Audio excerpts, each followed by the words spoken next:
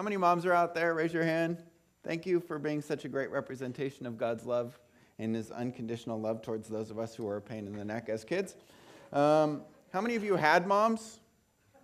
All right. No one's left out of Mother's Day. Good. Well done. Okay. It's a really beautiful thing. When we are functioning at our best, when we are being who we're called to be and we're walking into who God calls us to be, one of the beautiful things that happens is we usually remind somebody of who God is like. It's universally inspiring. Even if they wouldn't attach it to Jesus Christ, they go, man, there's something beautiful about that because it reflects God. And mothers for sure have an instinctive way of not living for themselves and at great sacrifice pouring out their life for the sake of somebody else. And as a result, we look at it and go, wow, that's worth honoring. So props to moms on Mother's Day. I actually just got back from a trip about a week ago. I was gone for 5 weeks, which meant that I was gone for Easter. And so I'm trying to make it up by preaching Easter texts for a while now. And I was looking for an Easter text that had a mom, and sure enough, there was one. And so we're going to look at Luke chapter 24, verses 1 through 12. I'm going to read it, and I'm going to pray, and then we'll get into it. So here's what it says. On the first day of the week, very early in the morning, the women took the spices they had prepared, and they went to the tomb. And they found the stone rolled away from the tomb, but when they entered, they did not find the body of the Lord Jesus. While they were wondering about this, suddenly 2 men in clothes that gleamed like lightning stood beside them. And in their fright, the women bowed down with their faces to the ground, but the men said to them, "Why do you look for the living among the dead? He's not here, he has risen. Remember how he told you while he was still with you in Galilee, the Son of Man must be delivered over to the hands of sinners, be crucified, and on the third day be raised again." And then they remembered his words. And when they came back from the tomb, they told all these things to the 11 and to all the others. It was Mary Magdalene, Joanna, Mary the mother of James, and the others with them who told this to the apostles. But they did not believe the women because their words seemed to them like nonsense. Peter, however, got up and ran to the tomb, and bending over, he saw the strips of linen lying by themselves, and he went away, wondering to himself what had happened. Let's pray. God, thank you so much for this day. Thank you for bringing us to where we are in our lives. Thank you for bringing us to where we are in our faith and in our trust in you. Pray that you would speak to us now, that you would show us your power and your light and your love. This world needs it and we need it. So we give this time to you. Amen. All right, so this passage starts off with an interesting context. It says it was very early. It actually translates to it was deep dawn. It was pre-dawn. It was actually still dark when these women were gathering together the spices and they head off to go up to the tomb. And we're not talking like a nice morning walk around Green Lake. We're talking can barely find the path as they are walking up through darkness. And it's an interesting spot because they're going to a grave. They're going to a spot where their beloved Jesus, they expect to find him dead. It's a very, very dark story. They've gone there to honor him, to prepare him. And I think we've all been in these spots where it's still dark, where dawn hasn't yet happened, where the light of God's love and what he's going to do in your life hasn't shown through, and you're stuck in this in-between of Friday, well, Jesus died. Saturday, we're stuck in grief, and now we're trying to figure out what to do next. How do we do what's next when we encounter the challenges or we encounter darkness in the world or in our lives? Sometimes it's big ways that can happen in our life or our career or our health. Sometimes it's just little things. I sometimes get hit with a setback in my life. I hit kind of a stumbling block, and I go, man, I can't even figure out how to move forward. This little speed bump feels like a wall to me. And I just get stuck. My wife, on the other hand, she gets super take charge. She tries to get control of everything and make everything happen to get things rolling again. But that's sort of a survival mechanism as well. And I've been around some people who get super anxious and they just try everything. It's like the shotgun approach to a problem. I'm just going to try this, try this, try this. And none of these things are really our best, are they? So how do we find our way forward in God's best way. And I think these women have a way of doing it that is quite beautiful, and it covers God's best for us. So they begin to walk in the darkness. They're going to this tomb, and what they find is a wonderful word of hope. It's actually in the form of a question, which is often what we need. You know, somebody telling you what you should do when you're in a hard spot doesn't usually work. But a really good question, that's powerful. And these angels have a really good question, and they have a question that's worth considering even for us.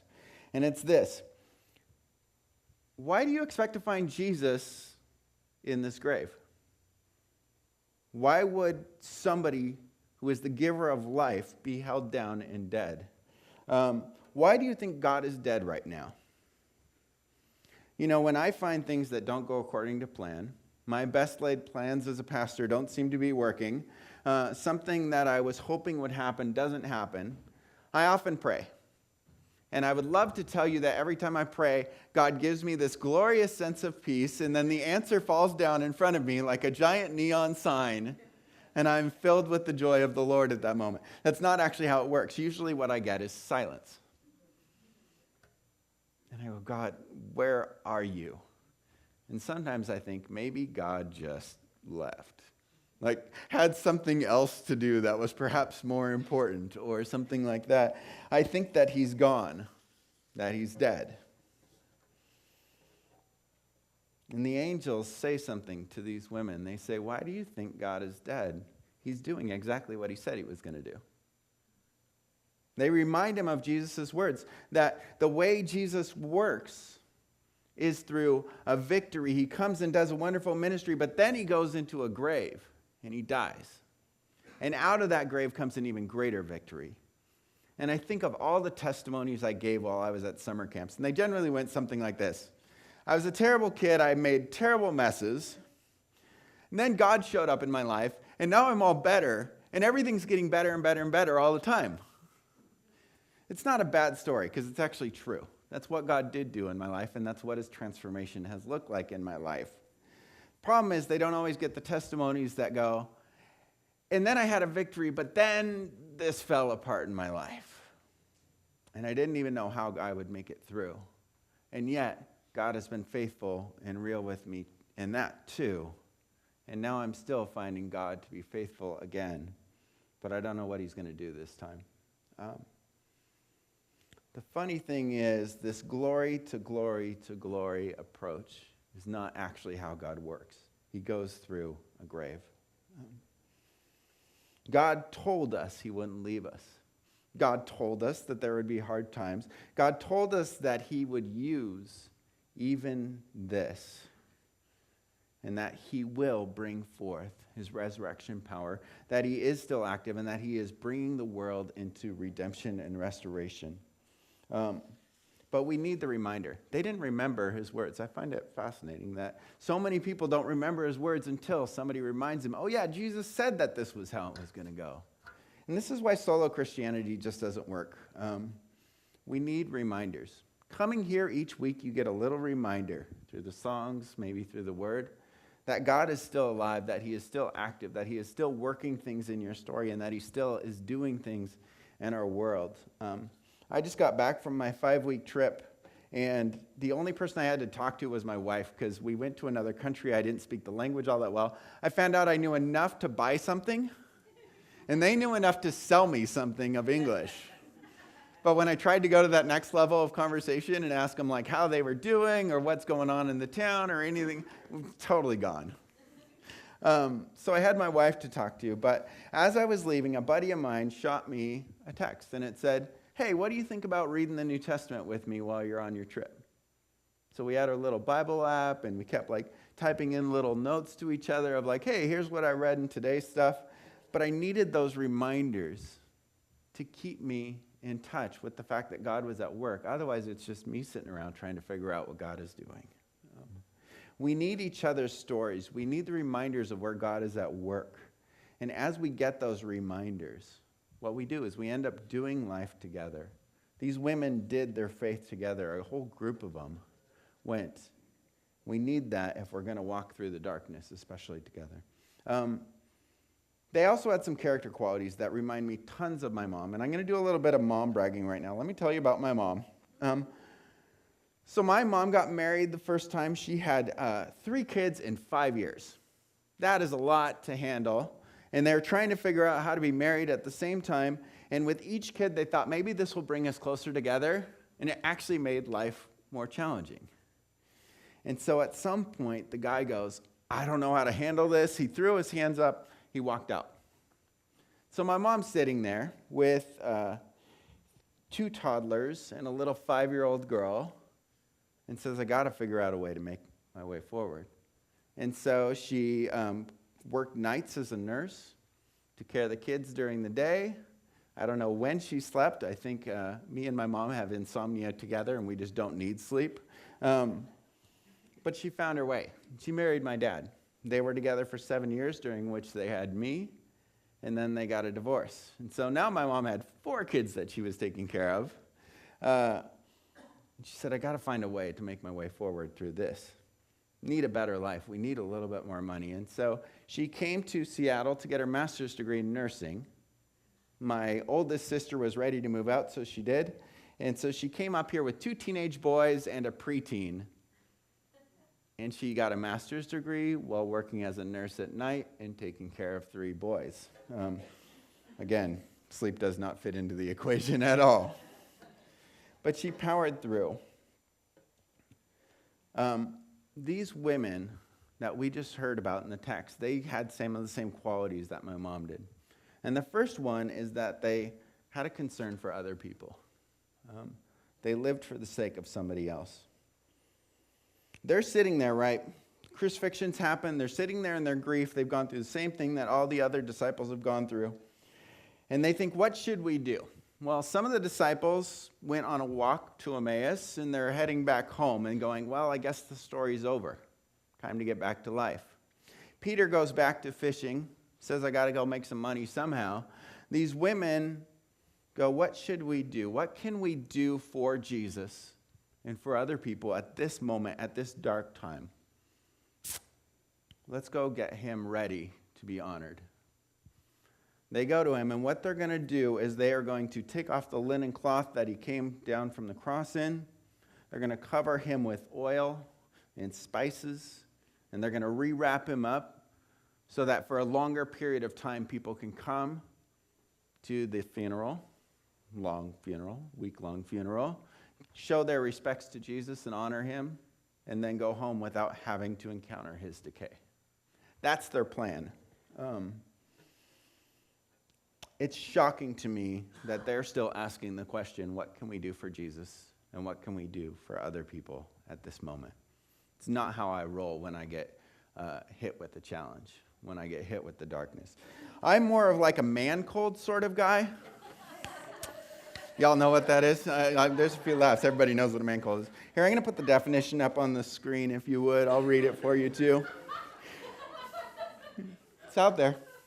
The name man cold disguises the true, terrible, debilitating disease that is the man cold. Nearly all men will die from man colds unless they are administered immediately with large amounts of mindless TV, such as daytime TV or children's cartoons. And it is essential that they not move from the bed or a comfy sofa to allow for rehabilitation. And must have tissues and man cold medicines, such as chocolate biscuits, McDonald's, a nice cup of tea, must be brought to them constantly by a nearby female. Right?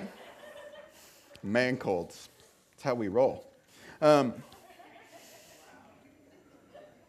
Sorry, guys. I don't mean to throw you that far under the bus, but the point is made. These women seem to power through. They live instinctively, moms do, seem to live instinctively for the sake of their little one, for other people, even at great expense to themselves. If we are to have an abundant life, if we're going to have a life that is actually experiencing the glory of God at work in it, where the darkness doesn't consume it and we see God work, one of the character traits of it will be it can't just be about us. Anytime I have been at the center of my life, I find it gets very dark and small. But when God is at the center, what can I do for Jesus? And other people are at the center. What can I do for some other people that might be beneficial? I find the light begins to find its way in. God begins to show up on my awareness. My eyes open up a little bit. Sometimes that's just being honest with where you're at. Because we know that there's hard times. Everybody knows that there's hard times. But if you can be real in those hard times and share them, it's a powerful, powerful thing. Vulnerability is one of the most powerful things I have discovered in ministry. Can you share your story? That in itself is a gift to the world. Second thing these women had was tremendous courage. So the other disciples, they're sitting there in the upper room going, they just killed Jesus. We were following him. They're probably going to come for us next. We should hide out here. And they were terrified. These women are going to go up to a tomb with a 300-pound or so stone in front of it, roll the stone away, get Jesus ready to be honored by the people around them. And how are they going to do that? I'm pretty sure that their plan was to just go up to the Roman guards that are guarding Jesus' body and say, hey, I know that you're supposed to keep this thing sealed, but do you mind just moving that stone? We have to get him ready to be honored by the people that want to come honor him. That was not just an unpopular thing to do. That was a dangerous thing to do at that point. Will we have the courage to live a little different than the culture around us, to be a little bit different? Because that does take courage to be different and live out our faith in a world that doesn't always recognize it. A buddy of mine recently just got broken up with by his girlfriend. And he went to his favorite coffee shop / chocolate shop to get a hot cup of cocoa to make himself feel better. Exactly what I would do. That's maybe why we're friends. So he goes into this place and they go, how are you doing? And for a moment he was tempted to go, I'm fine, which is what he always says. And instead, he says, today was a really rough day. I got broken up with. I thought a cup of cocoa would make me feel better. They were nice enough to give him his cup of cocoa for free, as well as a truffle, because he probably needed the extra love. And then he sat down. That's a win. And then he sat down, and as he was sitting there, he remembered that at his church they were doing this thing called Won't You Be My Neighbor? Nice Mr. Rogers push there. About sharing with your neighbor and getting to know them. And so he begins to ask the barista, what's going on? How are you? Do you like this job? What's been going on in your life? You already know about mine. And the guy begins to share stuff. And they had this wonderful moment where, because my buddy had the courage to step out a little bit out of this Seattle chill where we don't want to actually know each other at all or make any connections. We'd prefer just to not offend each other. He stepped out and did something that was unusual for him. He connected. And through that, some mutual care was shown. I believe that if in Seattle we're going to see Jesus do exactly what he wants to do, we're going to have to take some risks. We're going to have to let people know that we're doing a walk to raise money for Haiti and then answer all the questions that come with it, like why would you do that and where? And who is this through? As we share those stories about what God is doing in our midst and in our community, I believe that there are some people who will do exactly what the other people did that go, that's crazy and foolish. That doesn't make any sense to me. And then there'll be people like Peter who go, that's weird, I need to check it out. And that's where the start of Peter's faith came from. It came from these women being courageous enough to go back, tell the other disciples something that they thought was absolutely nuts because the angel said to do it. Do we have the courage to step out? The other thing that came with that was a little bit of care. These women are doing incredibly costly care. Those spices are not cheap. And if you think about what they're about to do, these are a group of women. They are going to go find this multi-100-pound stone, and if the guards aren't protecting it, they're going to push it out of the way, and then they're going to take a dead body, and they are going to rub it with oil, and they are going to unwrap it, rub it with oil, rub it with spices, re-wrap it up. They are never going to be recognized for having done it. And it's going to be hard, hard work in the midst of their grief when they can barely take another step forward. Care always costs us something. And the funny thing about caring about people is that you rarely get a promise that you're going to get anything back. And yet, one of the consistent things that actually brings people joy is caring about other people. You never know how it's going to come back. I've heard this story so many times from mission trips where people go, oh my gosh, I got so much back by going. I learned so much, and this was more of a blessing to me than I ever was able to give to them. There is something inherent in us where when we're giving something to somebody else, it brings us life. But care always looks at the front end like it's going to be costly. Mother Teresa is one of my heroes of the faith, and she took seriously what it says in Matthew 25. There's a story of the sheep and the goats, and in that, Jesus says, thanks for doing all this stuff for me, and the people go, man, I don't remember doing any of that for you, and Jesus says this, whatever you did for the least of these, you also did for me. That means as we're walking down the street, as we're looking at the coworker who's difficult to get along with, as we are dealing with the challenging people in our lives, whatever we do for them, we also do for Jesus. A little tiny bit of care for Jesus goes a very, very long ways. I had a neighbor who got sick. I had just moved into the neighborhood, and he got sick. He had the flu, and so I just went and got like tons of Gatorade and dropped it on his doorstep. Totally dumb, right? Still the neighbor I'm the most connected with in my entire neighborhood. He appreciated it. It was just a little gesture, as dumb as it was, that showed I care.